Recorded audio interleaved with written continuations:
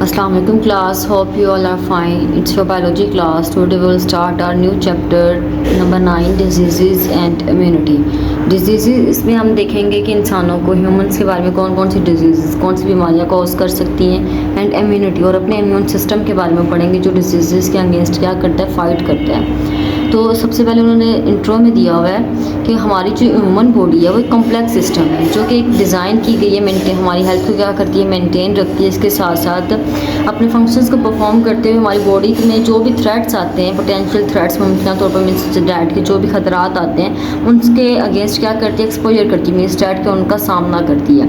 अब वो थ्रेट्स कौन कौन से हो सकते हैं, जो खतरात हैं वो भी कोई भी माइक्रो ऑर्गेनिज्म हो सकता है जो हमारी बॉडी पर अटैक करे, हमें जेनेटिक डिसऑर्डर हो सकता है, जेनेटिकली कोई भी डिजीज़ कॉज हो सकती है, इन्वायरमेंटल इन्फ्लुएंसेस माहौल का कोई भी असर हो सकता है हम पे, एंड लाइफस्टाइल और अपना जो लाइफस्टाइल चॉइसेस मीन्स डैट अपनी लाइफस्टाइल की वजह से भी क्या है हमें कोई भी थ्रेट हो सकता है। मीन्स डैट अगर हम एक्सरसाइज नहीं कर रहे, खाना प्रॉपर तरीके से नहीं खा रहे, प्रॉपर जो है हम कोई भी काम परफॉर्म नहीं कर रहे, लेज़ी हैं, तो वो अपना सारा जो चीज़ें हैं वो लाइफस्टाइल पे बेस करती हैं। उनके इस चैप्टर में हम देखेंगे कि जो नेचर ऑफ डिजीज़ नेचुरली जो कौन सी कुदरती तौर पर बीमारियाँ आ रही हैं और आगे उसकी जो मुख्तलिफ टाइप हैं डिजीज़ की, वैक्टर्स में जो कि डिजीज़ हैं बाय इंसेक्ट और एनिमल्स के थ्रू फैलती हैं उनके बारे में। डिजीज़ वहाँ पे टॉपिक दिया गया स्टार्ट पे, उन्होंने कहा डिजीज़ जो है एक स्पेसिफिक कंडीशन है, मीन हमारी बॉडी एक नॉर्मल जो फंक्शन परफॉर्म कर रही है या फिर हमारा माइंड जो है नॉर्मल फंक्शंस को क्या कर रहा है, परफॉर्म कर रहा है। अब वो सारी उसके फंक्शनिंग पे बॉडी और माइंड के इफ़ेक्ट हो जाए, उसके इफ़ेक्ट होने को हम क्या बोलेंगे, डिजीज़ है। ठीक है, बीमारी हो गई, हमें हमारा जो बॉडी का कोई भी ऑर्गन है या माइंड है ठीक से वर्क नहीं कर रहा तो देन वो क्या कहलाएगा, डिजीज़ कहलाएगी। अब उन्होंने कहा कि ये बहुत सी रेंज पे फैला हुआ है, मीन्स डैट इसकी जो कंडीशंस है डिजीज़ की हमारी बॉडी में। तो एग्जांपल के तौर पर उन्होंने बोला कि इन्फेक्शन, मेटाबॉलिक डिसऑर्डर हो सकता है। ठीक है, कोई भी इन्फेक्शन हो सकता है, हमें इन्फेक्ट वायरल है, बैक्टीरियल है, फंगल है, पैरासिटिक है। उसके बाद मेटाबॉलिक डिसऑर्डर हो सकता है, मीन्स हमारी बॉडी में जो ब्रेक डाउन हो रही होती है मॉलिक्यूल्स की उसमें कोई डिसऑर्डर हो सकता है, मतलब ख़राबी आ सकती है। ऑटो इम्यून डिजीज़, हमारा इम्यून सिस्टम जो है वो अगर ठीक से काम अपना परफॉर्म ना करे, वो उसमें कोई बीमारी आ जाए तो उसके बारे में देखेंगे। जेनेटिक डिसऑर्डर्स, वो बीमारियां जो हमें विरासती तौर पर मिलती हैं, जो हमारी जीन्स में ऐड होती हैं, जो पेरेंट्स से बच्चों में ऐड होती हैं, तो वो भी कोई भी ख़राबी हो सकती है उसमें भी। तो यहाँ पे 2 पॉइंट्स है, एक है डिजीज़ के बारे में, दूसरा इलनेस के बारे में है। अब उन्होंने इन दोनों में ये शॉर्ट क्वेश्चन आ सकता है कि डिफरेंस क्या है। डिजीज़ आपको बता दिया कि वो बीमारी जो हम बॉडी का नॉर्मल फंक्शन जो है परफॉर्म हो रहा है उस पर कोई भी इफेक्ट हो जाए। अब हम डॉक्टर के पास जाएं, उनको अपना चेकअप करवाएं, टेस्ट वगैरह हों, टेस्ट में आ जाए कि आपको ये वाली डिजीज़ है, ये इशू है, आपको कोविड है या हेपाटाइटिस है, कुछ भी है। अब इलनेस वो होती है जो हम खुद से एज्यूम करते हैं, मीन सब्जेक्टिव एक्सपीरियंस। डिजीज़ होता है हमारे पास ऑब्जेक्टिव, जो कि डॉक्टर दे रहा है, प्रॉपर से बता रहा है कि आपको ये इशू है विद टेस्ट।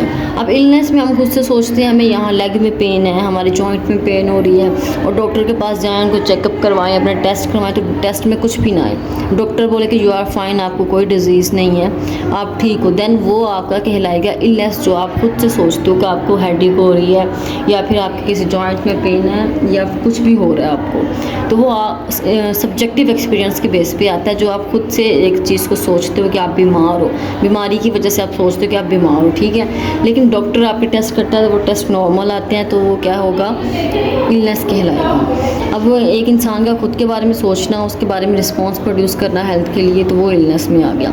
अब बेसिक टाइप है डिजीज़ के, हमारे पास 2 टाइप्स हैं डिजीज़ की। एक होती है इन्फेक्शियस डिजीज़ जो इन्फेक्शन के थ्रू होती हैं, और एक होती है नॉन इन्फेक्शियस डिजीज़ है। इन्फेक्शन वो वाली जो एक पर्सन से दूसरे को फैल जाए, जैसे कोविड-19 था, एक पर्सन से दूसरे को फैल रहा था, ये हर किसी को पता है, एक कॉमन एग्जांपल है।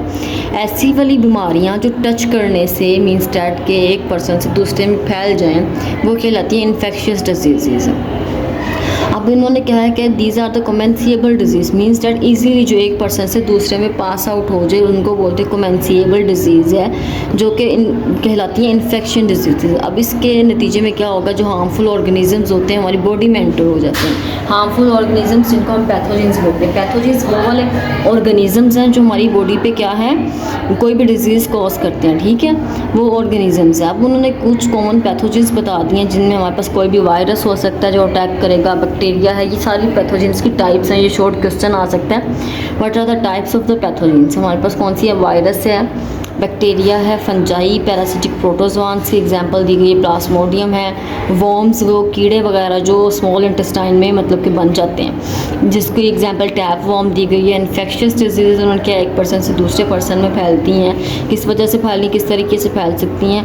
कंटेमिनेटेड फूड, मतलब खाना अगर ख़राब है उसकी वजह से फैल सकती हैं। पानी अगर ख़राब है वो यूज़ कर रहे हैं उसकी वजह से हो सकता है। बग बाइट्स की वजह से भी हो सकता है, मीन्स बाइट जो इंसेक्ट कर लेता है उसकी वजह से। अब उन्होंने एग्जांपल दे दी है हमें वायरल इन्फेक्शन में। अगर वायरल इन्फेक्शन है, वायरस का अटैक हो, देन कौन कौन सी डिजीज़ है जो हो सकती है? नंबर 1 पे हेपेटाइटिस, जिसमें क्या होता है लिवर में स्वेलिंग हो जाती है, inflammation of liver, mean liver की स्वेलिंग हो जाना। फ्लू ज़ुकाम का होना, डेंगू का हो जाना, जो आपको सबको पता है कि ये एक मॉस्किटो के बाइट से होता है। मीज़ल्स खसरे का निकलाना, HIV जो इम्यून सिस्टम हमारा उसका वीक हो जाना। कोविड-19 मीन्स दैट कोविड का हो जाना। अब बैक्टीरियल इन्फेक्शन कौन सा है? टाइफाइड है, स्ट्रिप थ्रोट है, मीन्स दैट द टॉन्सिल्स के अंदर जो इन्फेक्शन कॉज कर जाता है बैक्टीरिया की वजह से, उसको बोलते हैं स्ट्रिप थ्रोट। क्लोरिया है जो हैज़ा हो जाता है, जिसमें डायरिया और वोमिटिंग होती है। ट्यूबरक्लोसिस TB की डिजीज़ है। उसके बाद है फंगल इन्फेक्शंस, फंजाई की वजह से जो हो रहे हैं, वो है कैंडियोसिस। कैंडियोसिस में हमारे पास है यीस्ट का इन्फेक्शन। यीस्ट की वजह से क्या होता है? कैंडियोसिस हो जाती है, मीन्स डेट कि स्किन में हमारा इन्फेक्शन हो जाएगा या उसके इंटरनल एरियाज़ में इन्फेक्शन हो जाता है। जैसे पाँव की उंगलियां ख़राब हो जाती हैं, स्वेलिंग हो जाती है, तो वो भी किसकी वजह से होती है? फंगल इन्फेक्शन की वजह से। नेक्स्ट है इन्फेक्शंस बाय पैरासिटिक प्रोटोजोआंस हैं, जो पैरासिटिक प्रोटोजोआंस की वजह से होते हैं वो मलेरिया। मलेरिया आपको पता है कौन सा है? प्लाज्मोडियम की वजह से होता है, मॉस्किटो के आगे फैलाता है उसको। उसके बाद एम्बियोसिस है, एमीबा से है, आपने उसको पढ़ा भी था, जो हमारे पास स्टमक डिस्टेनरी हो जाती है, जिसमें क्या है स्टमक डिसऑर्डर हो जाता है, पेट की जो बीमारियाँ हो जाती हैं वो इसकी वजह से होती हैं, एमीबियोसिस की वजह से। नेक्स्ट है infection by parasitic worms. Worms stomach intestine में बन जाते हैं, स्मॉल इंटेस्टाइन में, स्टमक में बन जाते हैं। जैसे राउंड वॉर्म एग्जांपल दिया गया, टैप वॉर्म, ये कीड़े बन जाना, तो ये पैरासिटिक वॉर्म का इन्फेक्शन है। दूसरे हमारे पास जो डिजीज़ की टाइप है वह नॉन इन्फेक्शियस डिजीज़ है। अब नॉन इन्फेक्शियस डिजीज़ वो वाली होती जो एक पर्सन से दूसरे को नहीं होती, मतलब कि by touch, by food, by मतलब जो एक पर्सन अगर बीमार है तो उसके पास साथ रहने से, खाना पीना साथ खाने से वो क्या होती है? डिजीज़ आगे ट्रांसफ़र हो जाती है, वो होती है इन्फेक्शन। अब नॉन इन्फेक्शन जो है एक पर्सन से दूसरे में नहीं फैल रही, हम उसके साथ बैठ के अगर खाना खा भी रहे हैं तो कोई भी इशू नहीं होगा, या उसका पानी एक ही गिलास में यूज़ कर रहे हैं तो इससे क्या होगा? कोई भी इफेक्ट नहीं होगा। तो साथ ही इस तरह की वो बीमारियाँ होती हैं जैसे कि हेरिडिटी, जो कि जेनेटिकली आ रही होती है, डिसीज़ लाइक डायबिटीज़, शुगर है, जैसे पेरेंट्स में तो आगे बच्चों में हो जाती है ट्रांसफ़र, तो वो हेरिडिटी डिजीज़ है। अनहेल्दी लाइफस्टाइल की वजह से भी हो सकती है, मतलब हमारा लाइफस्टाइल ठीक नहीं है, हम प्रॉपर से डाइट नहीं ले रहे, खाना अच्छे से नहीं खा रहे, या फिर हम एक्सरसाइज प्रॉपरली नहीं कर रहे, लेज़ी हैं, एट अ टाइम बैठे रहते हैं, तो ये लाइफस्टाइल पे आ जाता है। इन्वायरमेंटल फैक्टर्स, इन्वायरमेंट की वजह से भी कोई फैक्टर्स हो सकते हैं, मतलब हमारा इन्वायरमेंट ख़राब है, जहाँ पे हम रह रहे हैं वहाँ पे पोल्यूशन है, तो उसकी वजह से भी डिजीज़ हो सकती है। एजिंग, बुढ़ापा ज़्यादा हो जाने की वजह से भी डिजीज़ हो सकती हैं। एग्जाम्पल उन्होंने बता दिया नॉन इन्फेक्शियस डिजीज़ की। सबसे पहले उन्होंने अनहेल्दी लाइफस्टाइल की वजह से जो हो रही हैं डिजीज़, हार्ट डिजीज़, दिल की बीमारियां हो सकती हैं, हाइपरटेंशन, BP का इशू हो सकता है, डायबिटीज़, शुगर हो सकती है, कैंसर हो सकता है, स्ट्रोक, ब्रेन का जब हेमरेज हो जाता है, सेल डेड हो जाते हैं ब्रेन के, या फिर फालिज का अटैक हो जाना जिसको बोलते हैं पैरालाइज हो जाना, वो स्ट्रोक में आता है। Mental health disease like depression हो जाना, उसके साथ साथ उनके ये भी सी कैटेगरी में ऐड है। नेक्स्ट उन्होंने दिया जेनेटिक डिजीज़ के बारे में। जेनेटिक डिजीज़ में उन्होंने बताया कि एबनॉर्मेलिटीज़ हो जाती हैं, मतलब ख़राब हो जाती है, जीन्स में ख़राबी आ जाती है, हमारी जो जीन्स हैं, क्रोमोसोम्स हैं, उनमें ख़राबी आ जाना, ये जो जेनेटिकली पेरेंट्स से जब बेबी में आ जाते हैं डिजीज़ या जीन्स में ख़राबी आ जाने की वजह से ये डिजीज़ होती हैं, उनको बोलते हैं जेनेटिक डिजीज़। एग्जाम्पल्स उन्होंने कहा कि हीमोफीलिया हो जाता है। हीमोफीलिया वो वाली डिजीज़ जो ब्लड को क्लॉटिंग नहीं होने देती, मतलब कि हमें कोई इंजरी हो गई या ब्लड की क्लॉटिंग होती है, बट जब हीमोफीलिया डिजीज़ हो जाएगी इसमें क्या होगा कि ब्लड की क्लॉटिंग नहीं होगी। थैलेसीमिया, जिसमें हमारे रेड ब्लड सेल हीमोग्लोबिन क्या है कैरी ऑक्सीजन नहीं अच्छे से कर पाते, वो वाला डिजीज़ हो जाएगी। मस्कुलर डिस्ट्रॉफी हो सकती है, मतलब मसल्स हमारे टाइम के साथ साथ क्या होंगे? वीक हो जाएंगे। उसके बाद नॉन इन्फेक्शियस डिजीज़ में उनके gradual decline of body organs, उनके एजिंग की वजह से जो फैक्टर बन रहा है, मतलब उम्र बढ़ने की वजह से जो डिजीज़ कॉज हो रही हैं आहिस्ता आहिस्ता, मतलब इंसान में बन जाती है वो डिजीज़। तो वो कौन सी है? अल्जाइमर डिजीज़, भूलने की बीमारी। कुछ लोगों को भूलने की बीमारी होती है, मतलब एज के साथ साथ अगर आप देखें आप अपने बड़ों में तो वो चीज़ें भूल जाते हैं, तो उनको अल्जाइमर डिजीज़ हो जाती है। पार्किंसंस डिजीज़, इसमें क्या होता है? बॉडी शिवरिंग होती है, मतलब आपने देखा होगा बड़े लोगों के हाथ कांप रहे होते हैं कोई भी चीज़ पकड़ते हुए, तो एज के साथ होता है। आर्थराइटिस, जॉइंट पेन होने लग जाती है। ये आज का आपका लेक्चर था। इसके जो साइड बॉक्सेस आ रहे हैं हम वो देख लेते हैं। फर्स्ट वाला उन्होंने क्या, वर्ल्ड हेल्थ ऑर्गेनाइजेशन एक स्टेट है, ठीक है, जिसकी WHO से शो किया गया। ये क्या करती है?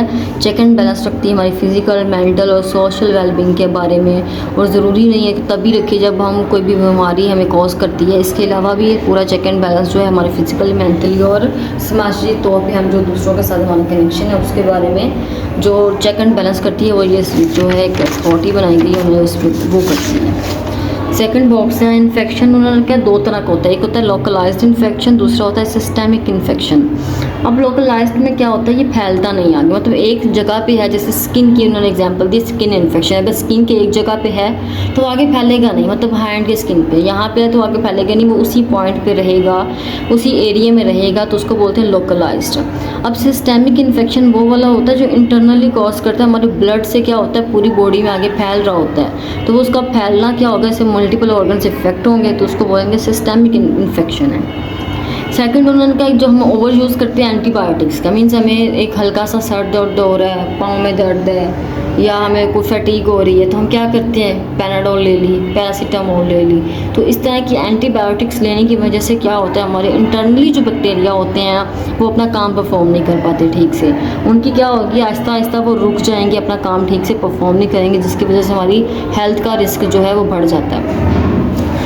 नेक्स्ट उन्होंने ये थर्ड बॉक्स दिया है, यहाँ पे उन्होंने कहा डायबिटीज़ और कैंसर जो हैं ये सिर्फ लाइफस्टाइल की वजह से नहीं हो रहे, ये डिजीज़ जेनेटिक बेसिस पे भी आ रही है। मींस डैट के हमारे लाइफस्टाइल पे इफेक्ट नहीं हो रहा कि मीन्स अगर डायबिटीज़, शुगर ज़्यादा यूज़ कर रहे हैं हम अपनी लाइफ में तो उस वजह से शुगर नहीं होती ज़्यादातर, मतलब ओनली सिर्फ उसी वजह से नहीं हो रही, जेनेटिकली भी ये डिजीज़ आ रही है।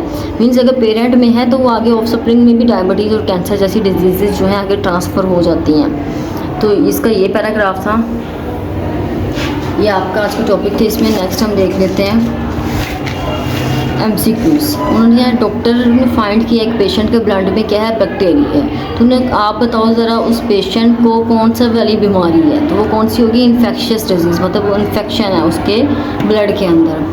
सेकेंड उन्होंने कहा which of the following is an example of an infectious disease की एग्जाम्पल किया, तो वो इन्फ्लुएंजा है हमारे पास। उसके बाद फर्स्ट वाला शॉर्ट क्वेश्चन है, डिफाइन इन्फेक्शियस डिजीज़, तो ये आप यहाँ से करोगे, ये यहाँ से लेके ये आप इतना कर सकते हो वॉर्म्स तक, या आप इसमें से पूरा करके इतना ये साथ में एक आध एग्जाम्पल्स की ऐड कर लीजिएगा।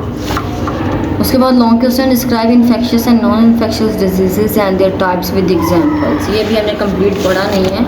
इन्फेक्शियस डिजीजेज हमने देखी है और नॉन इन्फेक्शियस देखिए यहाँ पे इतना। अभी इसकी हम जो टाइप्स ऑफ डिजीजेज हैं उसकी अभी हम स्टडी कर रहे हैं। ओके, अल्लाह हाफिज़ क्लास।